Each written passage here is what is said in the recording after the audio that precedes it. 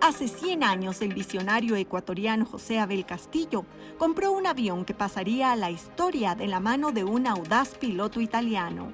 A pesar de las limitaciones de la época, un 4 de noviembre de 1920, la ruta aérea entre Guayaquil y Cuenca se convertiría en el primer vuelo sobre la cordillera de los Andes en Ecuador, un hito en la aviación civil de nuestro país. En el siguiente reportaje recogemos los testimonios, los recuerdos y los detalles de este gran acontecimiento que se vivió en el aire y la tierra cuando surcaron el cielo el Aliud y el Telégrafo 1.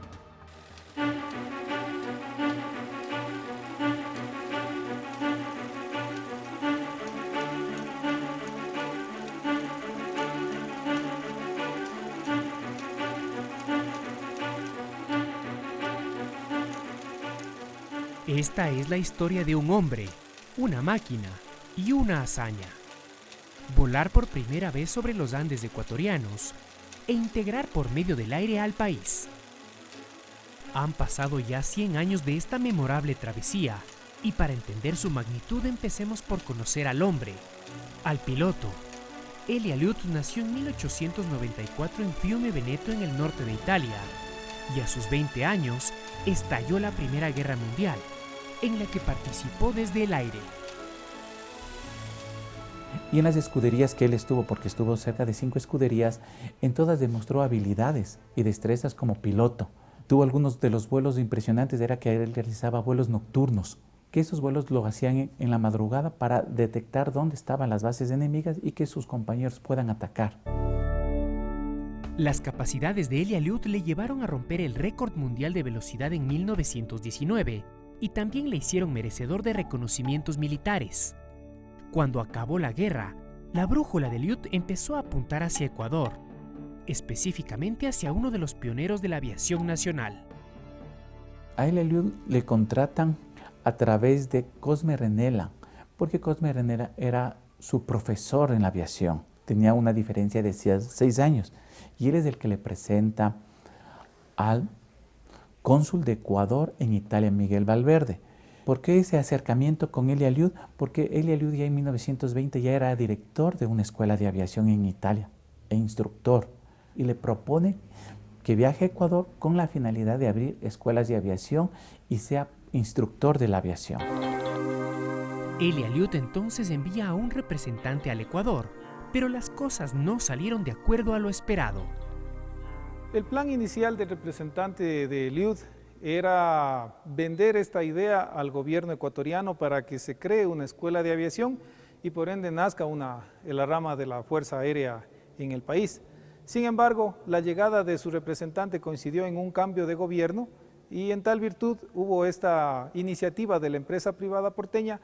Entró en conversaciones con el dueño del diario El Telégrafo, el ciudadano ambateño José Abel Castillo, quien adquirió el avión de Aliud y lo contrató a él y a su mecánico Giovanni Fideli para que vengan al país y hagan vuelos demostrativos con la intención de que los ejemplares de su diario puedan ser distribuidos en las 3 regiones del país, especialmente en la región norte de la costa y al austro ecuatoriano. Ese avión que José Abel Castillo compró a Eli Aliud había sido entregado al piloto italiano como recompensa por su participación en la Primera Guerra Mundial, y al llegar al país fue bautizado como Telégrafo I. La iniciativa de promover las incursiones aéreas del piloto italiano le valió al director del rotativo porteño ser considerado como precursor de la aviación en el país. Abel Castillo para mí fue un papel muy importante para la aviación. Gracias a él fue que se dio inicio al contrato, al convenio, para que el Ecuador tenga escuelas de aviación y que Eli Aliud pueda venir. Eli Aliud llega a finales de 1920, en julio. Se reúne con las autoridades y realiza un vuelo el 9 de agosto por la tarde en demostración de sus habilidades. Creo que fue una emoción a nivel nacional. ¿A qué tanto? La Junta Centenaria de Cuenca fue a Guayaquil para solicitar que por el centenario de Cuenca se realice un vuelo. La idea inicial fue desarmar el avión, llevarlo desde Durán hasta Huigra a bordo del tren y posteriormente a lomo de animales trasladarlo por los caminos que existían hacia Cuenca. en donde sería finalmente armado y realizarían los vuelos.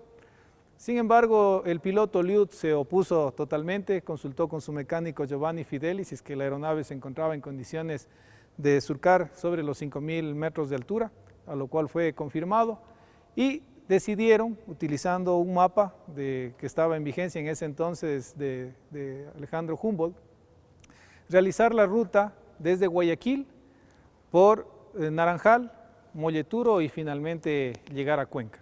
En todo ese trayecto, las poblaciones que disponían de telégrafos estarían atentos para informar a través de telegrafía el traslado del avión a Guayaquil. Esto se planificó realizar el día 3 de noviembre. Sin embargo, las malas condiciones meteorológicas que fueron reportadas por su compañero, también italiano, Ferruccio Guicciardi, que se había trasladado unos días previos a Cuenca, para justamente poder identificar el área que fue la Hacienda Jericó, en donde se trazó la cabecera de la pista con unas sábanas de color blanco. El reporte meteorológico no era favorable, así que se tuvo que posponer el vuelo para el siguiente día, que finalmente fue realizado. Y es así que al siguiente día, el 4 de noviembre, realiza el vuelo a las 9:30 de la mañana. Desconociendo un poco del ancho y la altura de la cordillera de los Andes, y con sus dos instrumentos o compañeros que eran la brújula y un reloj, logra despegar. El vuelo dura 1 hora 50, 1 hora 55 minutos. Mientras sobrevolaba la ciudad, botaba las postales de conmemoración por la independencia de Cuenca. También querían considerar el primer correo aéreo. Llevó 500 ejemplares del periódico El Telégrafo y 500 postales de Correos del Ecuador. Aquel 4 de noviembre de 1920, Cuenca era una fiesta, y las anécdotas de la llegada del telégrafo primero se cuentan hasta nuestros días. Fue un día festivo, sabemos que hubo un banquete después que le hicieron un gran recibimiento a este personaje.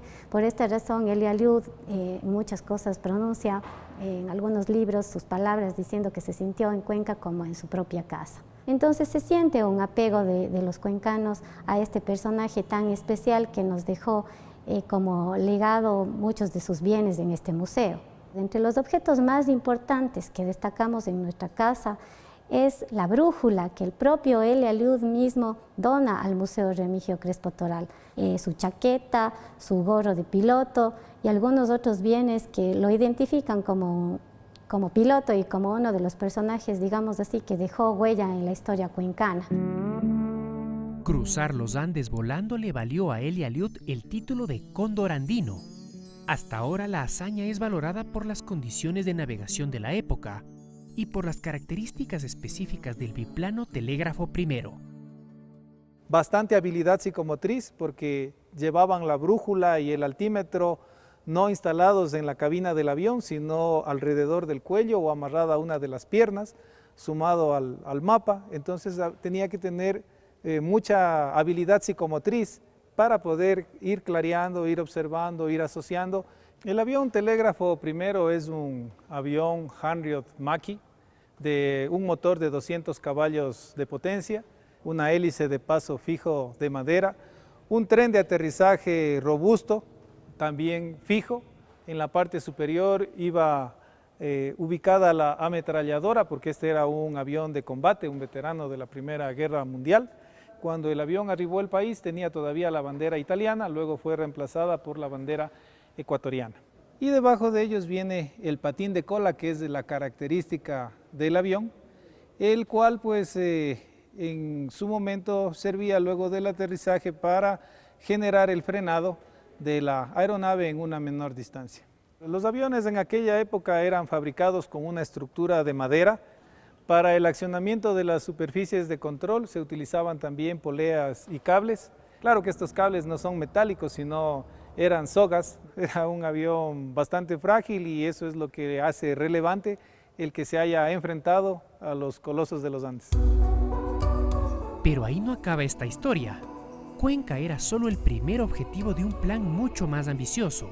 Elia Liud y su compañero Ferruccio Guicciardi se turnaron la cabina de pilotaje para surcar de sur a norte los Andes ecuatorianos, pasando por Riobamba, Quito, Ibarra y Tulcán.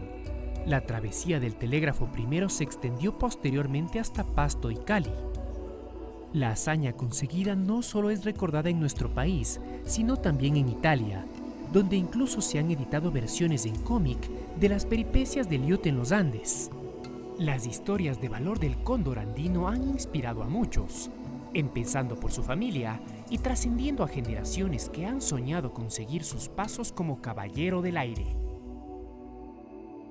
Mi abuelo, don Isaac Lituma, tenía aproximadamente unos 12, 14 años cuando se suscitó este vuelo. Él era oriundo de Gualaceo. Al no darse el vuelo el día 3, se anoticiaron en el resto de poblaciones cercanas y él junto pues, a otros familiares y amigos se trasladó a Cuenca. Cuando yo era adolescente en las vacaciones del colegio, luego de los almuerzos, en las tertulias de la tarde, pues mi abuelo siempre comentaba el haber tenido esa maravillosa oportunidad de haber visto desde lo alto descender un punto que era el telégrafo primero, ver al aviador cómo agitaba sus brazos muy emocionados y al aterrizar también pues ser parte de esa población, de esa muchedumbre que daba vítores de alegría al cóndor de los Andes, como fue bautizado en Cuenca Eli Eliud. Y creo que fue un pilar fundamental junto con otros de nuestros héroes como Renela y Travesari, los que me animaron a seguir esta vocación por las armas. Si bien Eli Eliud no fue el primero ni será el último en conquistar el cielo ecuatoriano, su travesía a bordo del telégrafo primero está escrita en letras de oro en las páginas de la historia de la aviación, de los servicios postales y de las comunicaciones del Ecuador. Su legado lo resume mejor Fernando Eliud, desde la misma cabina en la que 100 años atrás su tío abuelo sobrevoló los Andes ecuatorianos por primera vez. Me siento muy emocionado. Estoy ocupando el puesto que mi tío abuelo hace 100 años tuvo la pericia y la valentía en este avión cruzar por primera vez la cordillera de los Andes. Nos enseñó que sin temor uno puede llegar a cumplir sus sueños y sus metas.